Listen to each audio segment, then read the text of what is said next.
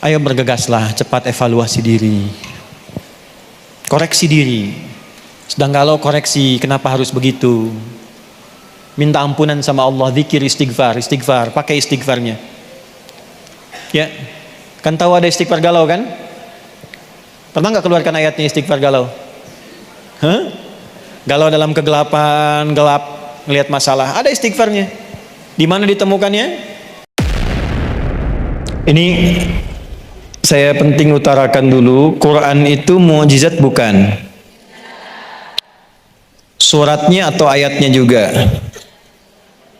Ayatnya juga. Hurufnya mukjizat bukan? Harokatnya mukjizat bukan? Nah, karena semua mukjizat, pertanyaannya apa itu mukjizat? Oh, gue bilang mukjizat tapi nggak tahu mukjizat. Keistimewaan dari Allah. Mukjizat itu dari kata ajaza yu'jizu, yang mengalahkan, yang melemahkan segala sesuatu yang bermasalah.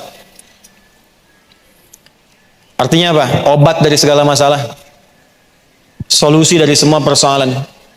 Yang melemahkan siapa yang menantang.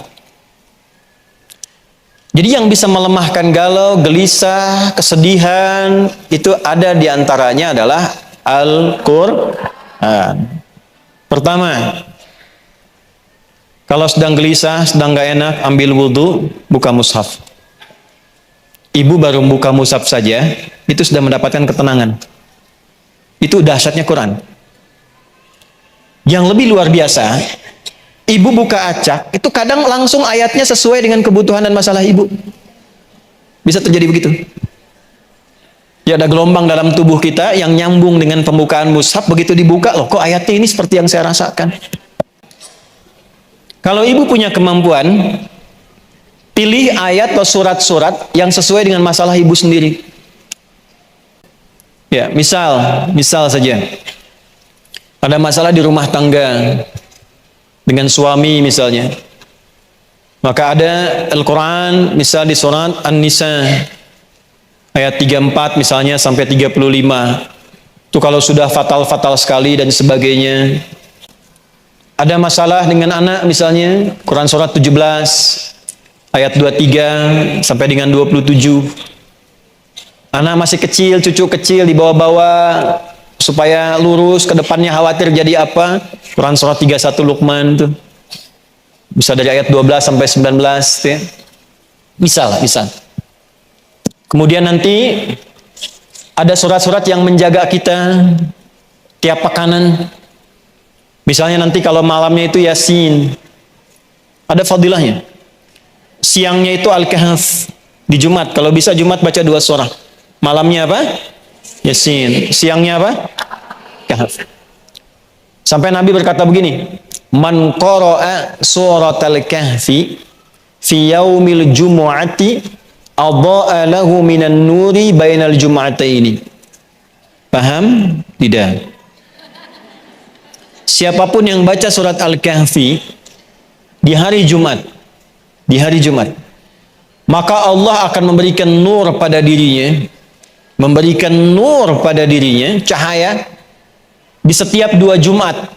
Artinya dari Jumat satu ke Jumat yang lain, Allah kasih cahaya pada dirinya.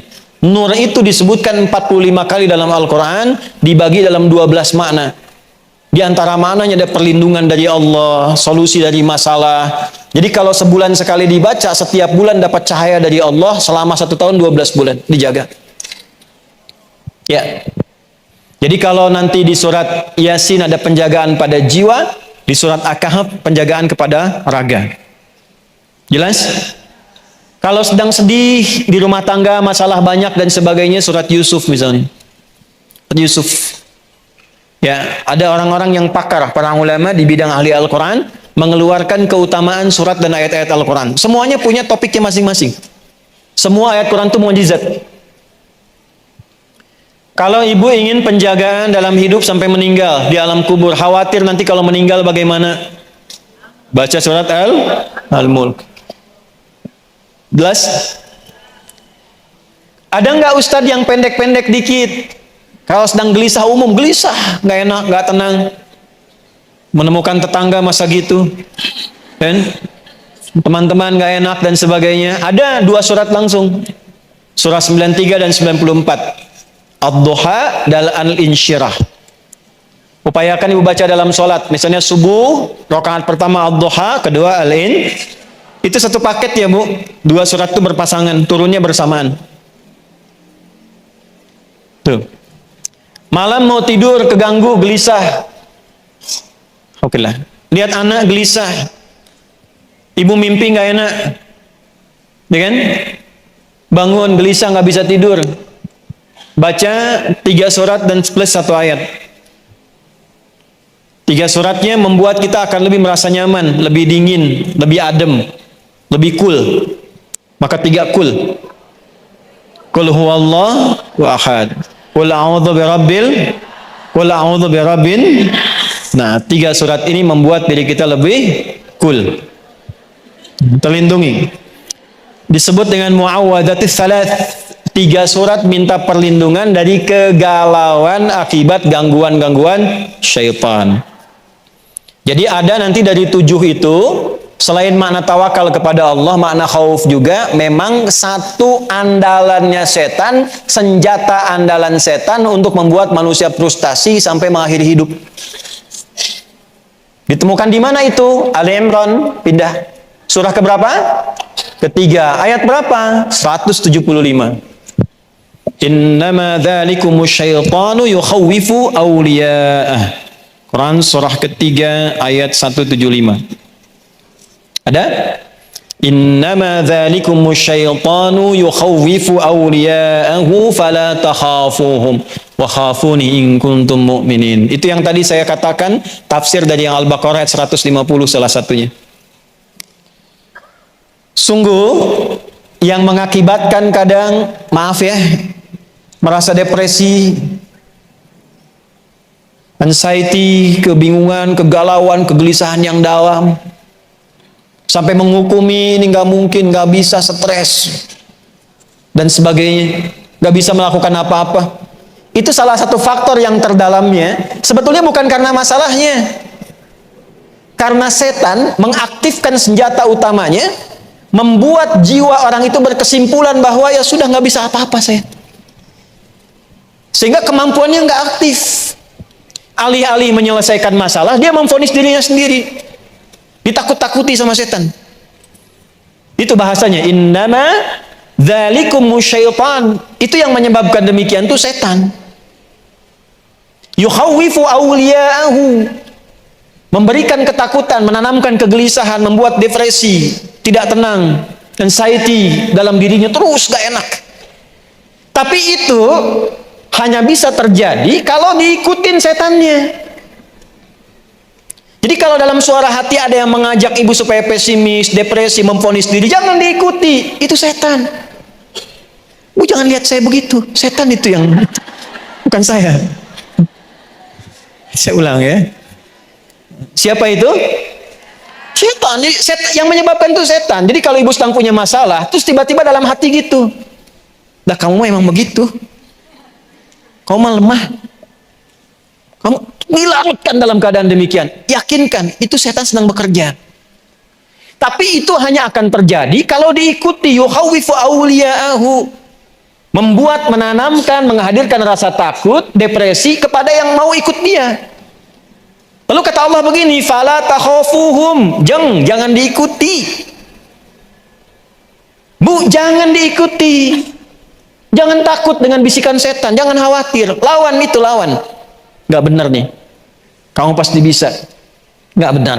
Paksa sholat, paksa baca Quran. Lawan. Kalau nggak dilawan, nanti ke bawah terus.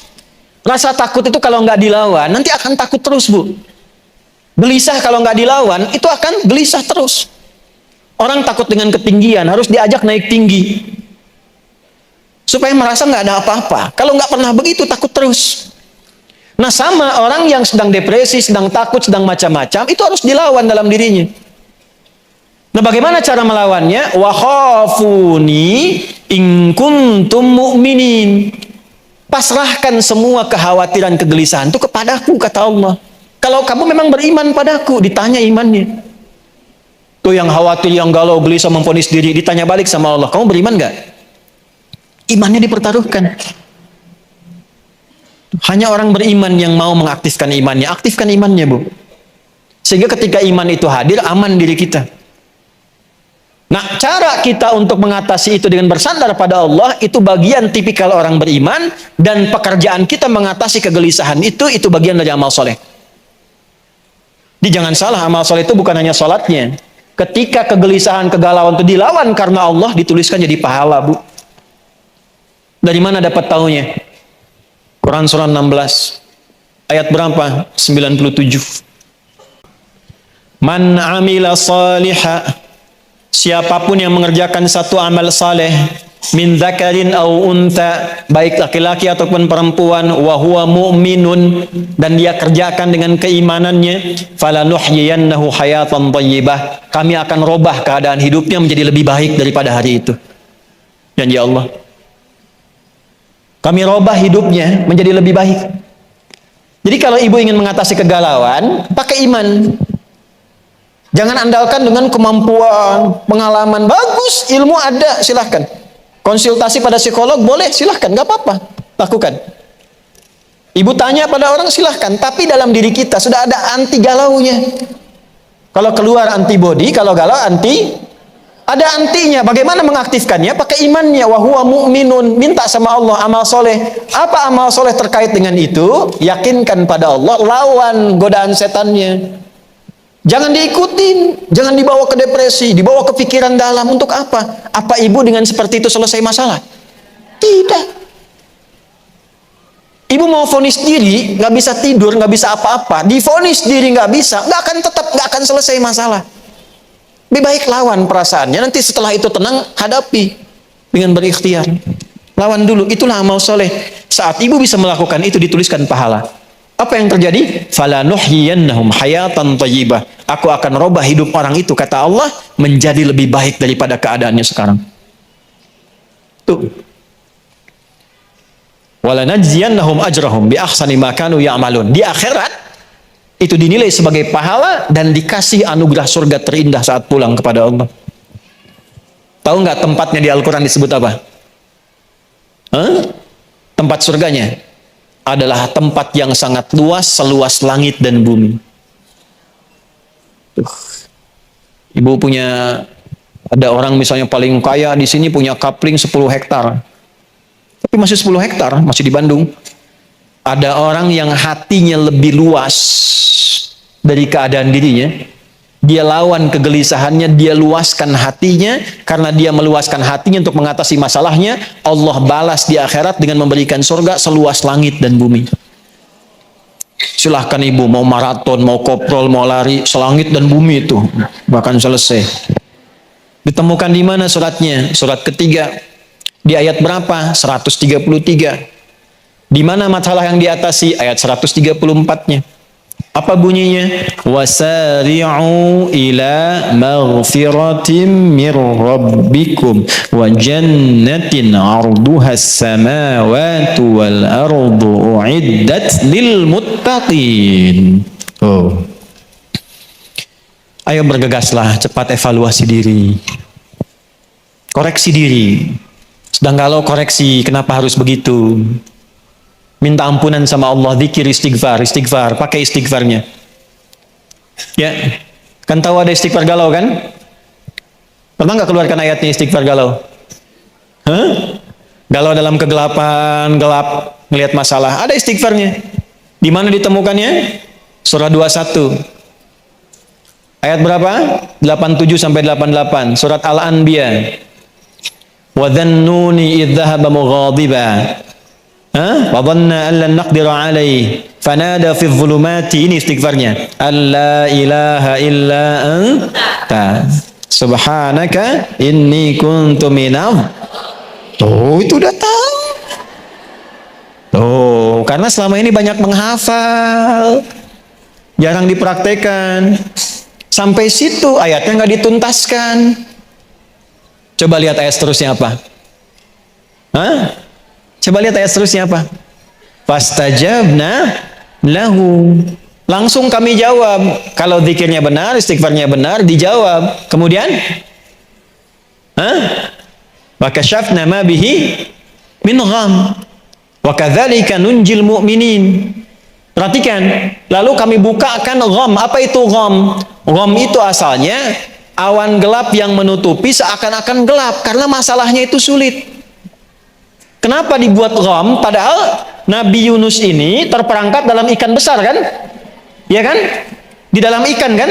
Tapi jawabannya kami bebaskan dari kegelapan yang menyelimuti. Artinya apa? Ada orang nanti di masa depan, alhamdulillah.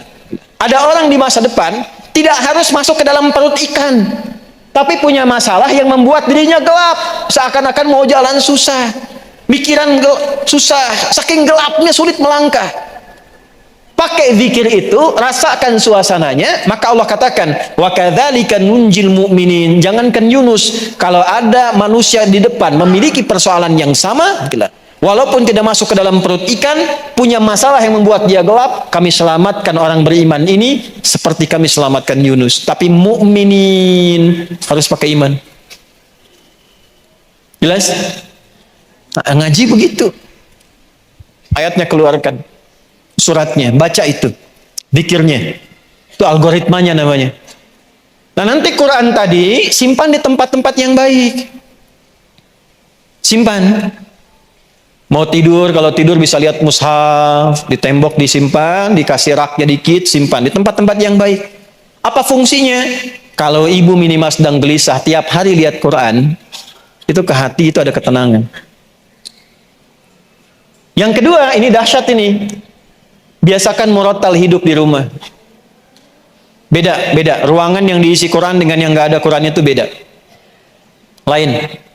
Bu kalau nggak percaya, dicoba ya. Saya cerita karena coba di rumah. Area dapur dikasih murattal, area tempat anak-anak belajar kasih murattal, ruang tamu kasih murattal, di kamar kasih murattal. Satu kali padam karena habis baterainya, itu berubah keadaannya nggak enak. Nggak enak. Nah coba ibu, coba mulai ya, praktekkan gitu seperti itu, bacakan, ngaji yang enak, itu akan lain. Dan yang terakhir, kalau ingin lebih enak lagi, satu lagi tadi, upayakan jadi ahli Al-Quran, atau siapkan satu dari anggota keluarga jadi ahli Al-Quran itu tidak harus hafal 30 juz. Yang penting konsisten bersama Al-Quran.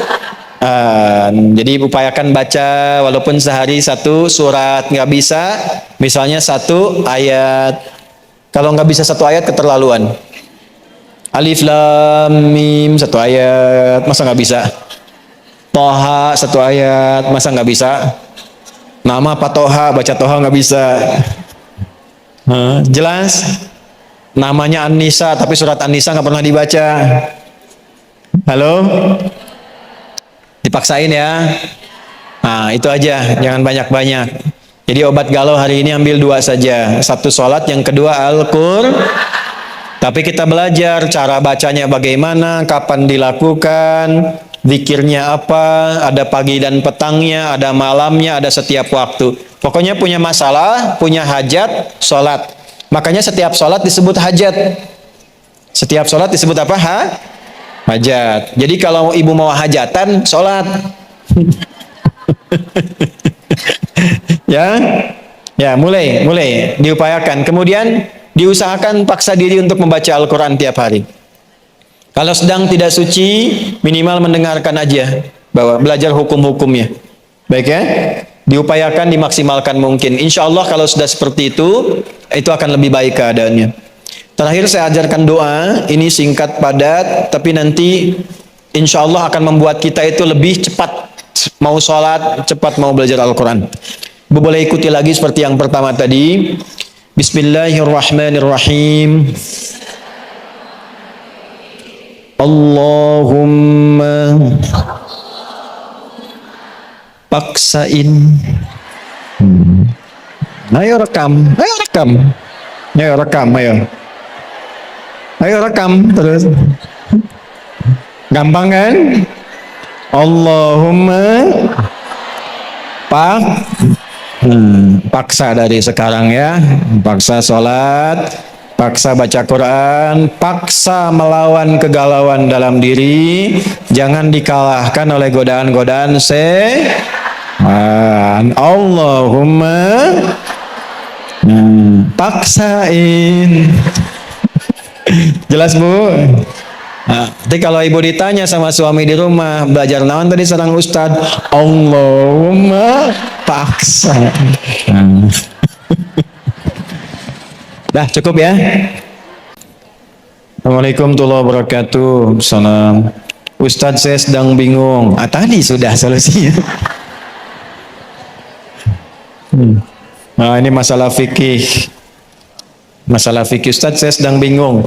Ruko saya akan disewa oleh perusahaan yang mempraktikkan riba dalam ini yang non syariah. Apakah boleh menyewakan tempat kerja kepada perusahaan tersebut karena niat saya hanya menyewakan bukan untuk mendukung ribanya? Itu berbeda antara memfasilitasi dengan bertransaksi. Kalau secara fikih gini, ada prioritas dulu. Kalau ada tempat lain atau pihak lain yang menawarkan itu tanpa skema yang demikian, itu lebih baik. Tapi kalau dalam keadaan memang juga terdesak, diperlukan, maka yang penting itu akad jual beli dan akad sewa menyewa ibu dengan pihak itu. Jadi kalau akadnya itu benar dan tidak terkait dengan pekerjaannya apa, maka yang dihukumi akadnya, bukan perbuatan orang yang menyewanya. Jelas? Paham ya? Kecuali dalam konteks-konteks yang langsung membahayakan secara nyawa. Misal, ibu jualan golok, ada yang beli golok, ibu tahu tujuannya untuk berbuat kriminal misalnya. Nah, maka di situ ada saddud dzariyah untuk menghambat. Semoga kegalauannya sirna dan semoga Allah memberikan solusi yang terbaik. Allahumma taqabbal minna innaka antas samiul alim wa tub alaina innaka antat tawwabur rahim. Rabbana la tada' lana fi maqamina hadza dhanban illa ghafarta. Duhai Allah, kalau ada di antara jamaah yang datang membawa dosa, jangan biarkan dia meninggalkan tempat ini kecuali Engkau telah ampuni seluruh dosa-dosanya. Wala hamman illa farajtah. Ya Allah, jika ada satu di antara jamaah yang datang membawa kegelisahan, kegalauan dalam hatinya, jangan biarkan dia pulang meninggalkan majlis ini kecuali Engkau telah tenangkan keadaan hatinya. Wala asiran illa yassartah. Jika ada yang sedang mengalami kesulitan, dengan keikhlasannya datang mengaji, ringankan, hilangkan segala kesulitan hidupnya.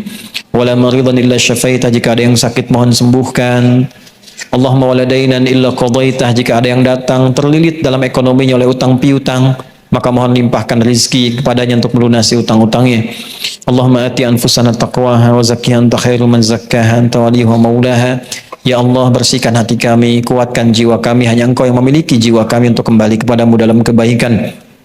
Allahumma fad biladana Indonesia waj'alna balatan thayyibatan wa anta tardaha. Ya Allah, mohon jaga negeri kami Indonesia, satukan kami dalam kebaikan untuk membangun, jauhkan dari perpecahan. Berikan hidayah pada para pemimpin yang tertinggi sampai yang terendah untuk adil, benar dalam memimpin, yang meringankan hisab mereka di hari kiamat. Wahfad ulama'ana waj'alhum mukhlashina lakad-din. Jaga para ulama kami, ikhlaskan mereka dalam berdakwah. Jauhkan dari keburukan, sifat memecah belah, sifat-sifat duniawi, dan berikan kemampuan untuk mencerahkan dalam kebaikan. Allahumma ansur ikhwatana fi Palestin wa fi kulli makanil mubtalin. Ya Allah, mohon anugerahkan pertolongan pada saudara-saudari kami di Palestina. Setiap tempat yang Kau uji, berikan kekuatan, kebahagiaan, dan ringankan hisab kami di hari kiamat karena kelemahan kami dalam membantu saudara-saudari kami di Palestina dan setiap tempat yang mengalami musibah dan ujian. Allahumma rabbana atina fid dunya hasanah fil akhirati hasanah wa qina adzabannar. Barik ailati kullal muslimat al hadirat wa barik ya Allah kullal muslimat al muntamiyah fi saf muslimah ya arhamar rahimin. Ya Allah, berkahi keluarga para muslimah yang mengaji hari ini. Berikan kesehatan, keberkahan, dan kepada seluruh keluarga yang ada di saf muslimah, pengurusnya, keluarga besarnya, dan kita semua yang hadir hari ini. Bifadlika subhana rabbika rabbil izzati amma yasifun wa salamun alal mursalin wa sallallahu ala sayyidina Muhammad wa ala alihi wa sahbihi ajma'in. Subhanakallahumma rabbana wa bihamdika asyhadu an la ilaha illa anta nastaghfiruka wa natubu ilaik. Walhamdulillahi rabbil alamin. Terima kasih. Mohon maaf. Assalamualaikum warahmatullahi wabarakatuh.